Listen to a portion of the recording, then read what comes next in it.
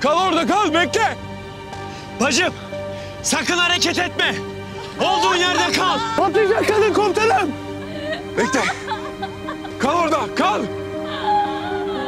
Yemin ederim benim Veriz'den falan haberim yoktu. Onu Çolak bilir. Ona anlatırsın derdini. Ne yapacaksınız bana? Kötü bir şey yapmayacaksınız değil mi? Bakın ben Avrupa Birliği vatandaşıyım.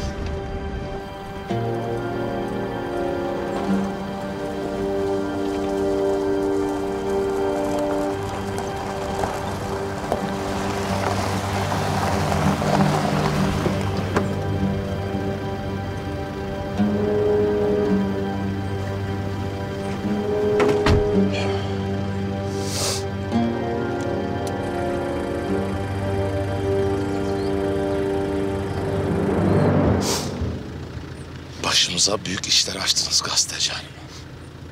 Beni tuzağa düşürdüler. Yemin ederim bilerek bir şey yapmadım.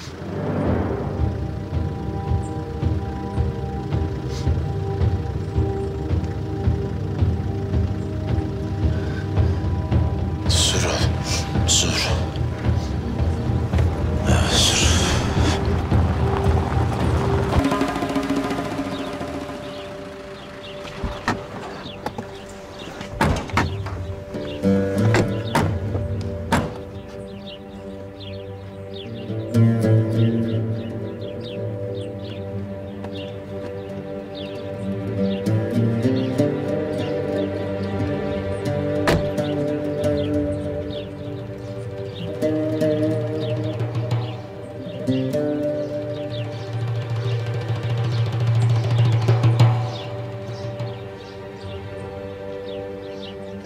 Neredeyiz?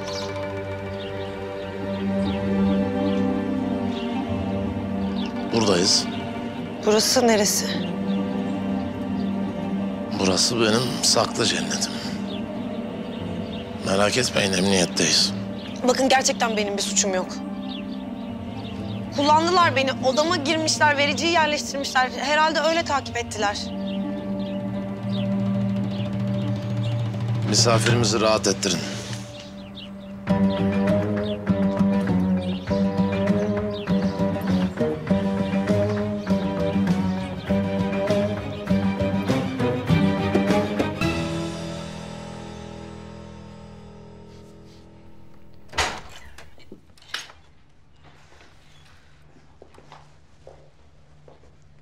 Bunlar da temiz kıyafetlerin.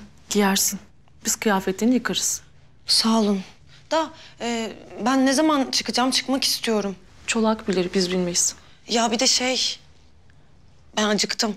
Sofra hazırlanıyor. Sağ olun.